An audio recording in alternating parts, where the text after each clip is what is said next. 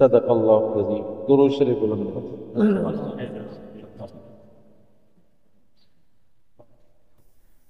بلند آواز سے درود شریف۔ اللهم صل على محمد وعلى آل محمد كما صليت على إبراهيم وعلى آل إبراهيم مجيد اللهم بارك على محمد وعلى آل محمد كما باركت على إبراهيم وعلى آل إبراهيم مجيد۔ ذی الحج کا مہینہ قریب آ رہا ہے، قربانی کے دن بھی آ رہے ہیں۔ حضرت ابراہیم علیہ نبینا علیہ السلام، حضرت اسماعیل علیہ نبینا علیہ السلام کی قربانیاں یاد آتی ہیں جب ذی الحج آتا ہے۔ حضرت ابراہیم علیہ نبینا علیہ السلام جب کعبۃ اللہ کی تعمیر پوری کی تو اللہ تبارک و تعالیٰ نے فرمایا کہ ابراہیم اب لوگوں کو بلاؤ، حج کے لیے بلاؤ۔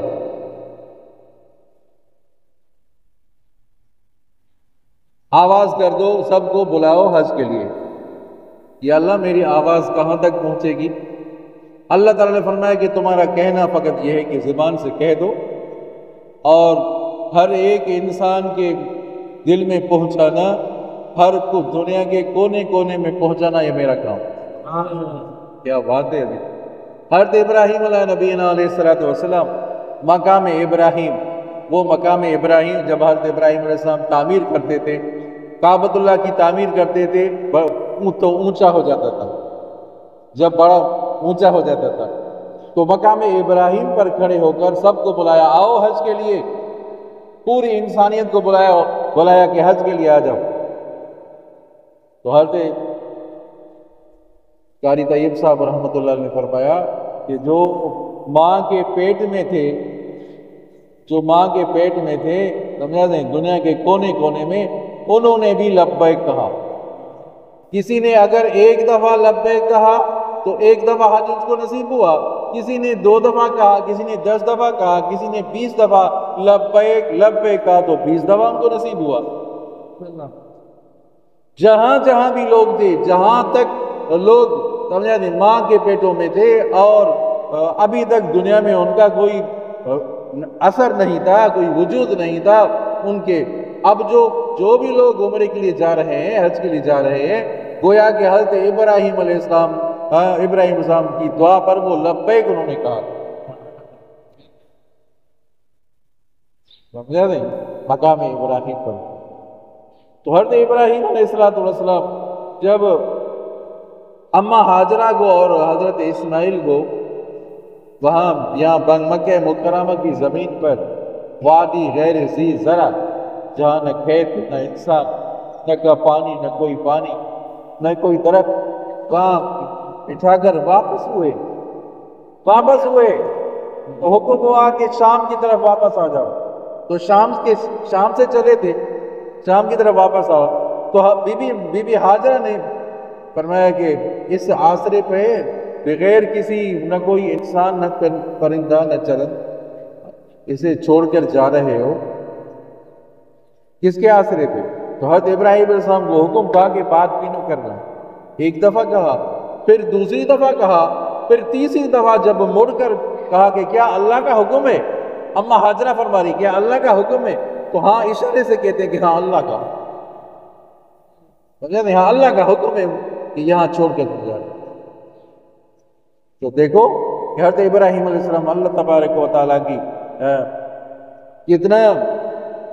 کتنی فرما برداری ہے کہ اپنے اہل عیال سے بات بھی نہیں کرتے، ان کو تسلی بھی نہیں دیتے کہ اللہ کا حکم ہے۔ جب وہ پہاڑوں سے اوجھل ہو گئے، دور چلے گئے، اب وہ نظر نہیں آ رہے، اماں ہاجرہ اور حضرت اسماعیل نظر نہیں آ رہے، تو حضرت ابراہیم علیہ السلام نے دعائیں کی کہ دونوں سبحان اللہ، دعا کی یا اللہ اس شہر کو امن والا بنا دے، اس شہر کو امن والا بنا دے۔ کتنی بڑی دل گردے کی بات ہے عزیزو، 2 انسانوں کو چھوڑ کر جا رہے ہیں اور اللہ کی توکل پہ، اللہ کے بھروسے پہ کوئی انسان نہیں ہے، ایک تو اس شہر کو امن والا بنا دے۔ تو امن ضروری ہے عزیزو، اگر امن نہیں خوف ہے تو کھانا پینا، سمجھا نہیں، دنیا کی ہر راحت تلخ ہو جاتی ہے۔ دشمن کا خوف ہے، ارے حملہ نہ ہو جائے، ارے حملہ نہ ہو جائے۔ اگر دشمن کا خوف ہو تو کھانا پینا تلخ ہو جاتا ہے، یہاں تک کہ عبادت بھی تلخ ہو جاتی ہے، عبادت بھی آدمی نہیں کر سکتا۔ اب نماز پڑھے آدمی، دشمن کا خوف ہو، یار مجھے مار نہ ڈالے، تو اس شہر کو امن والا بنا دے۔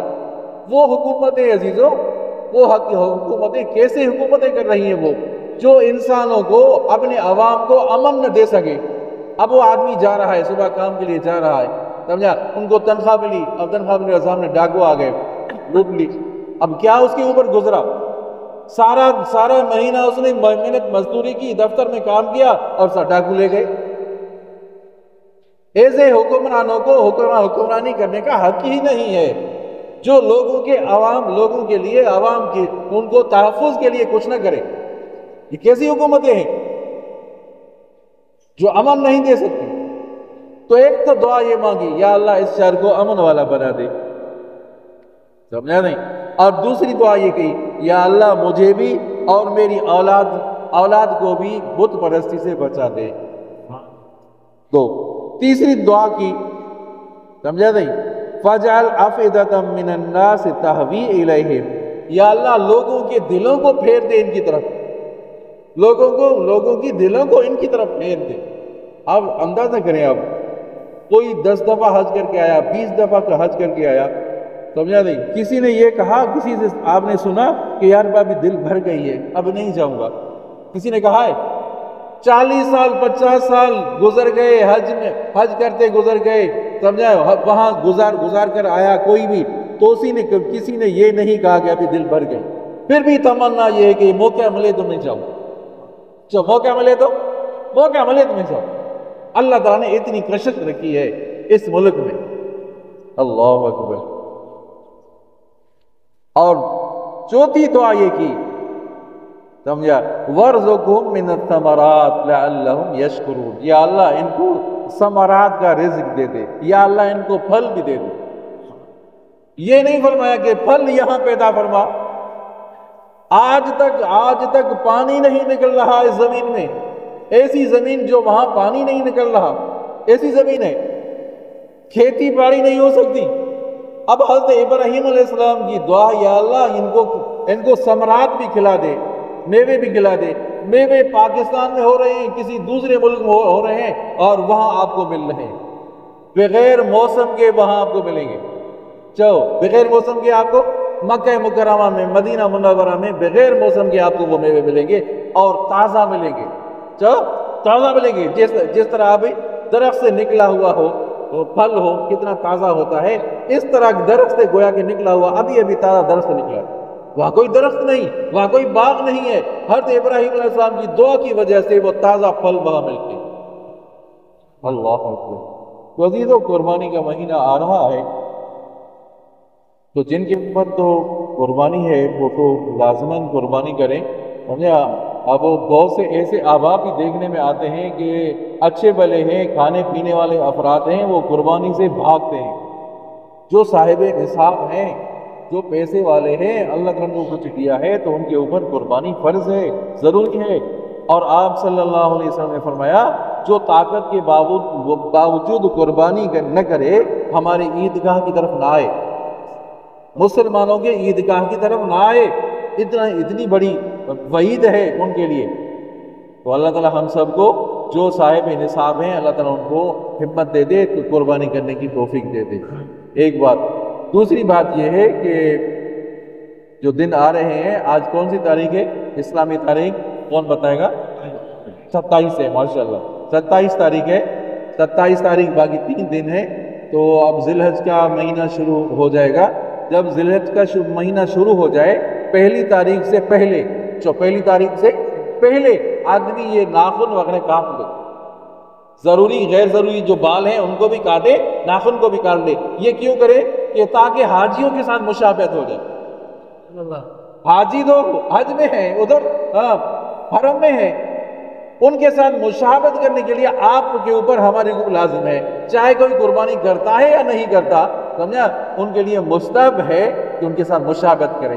حضرت تھانوی رحمۃ اللہ علیہ کا قول ہے، اللہ ان کی قبر پر رحمت نازل فرمائے، فرمایا جس طرح ان کے اوپر رحمتیں برس رہی ہیں، ان حاجیوں پر جو حرم میں ہیں ان کے اوپر رحمت برس رہی ہے، آپ بھی مشابہت کریں گے تو آپ کے اوپر بھی رحمت کے کچھ بارش کے قطرے آپ کے اوپر بھی لگیں گے۔ نہیں سمجھا؟ تو یہ کوشش کریں گے نا انشاءاللہ۔ دعا کرتے ہیں اللہ تعالیٰ ہم سب کو اعمال صالح کریں۔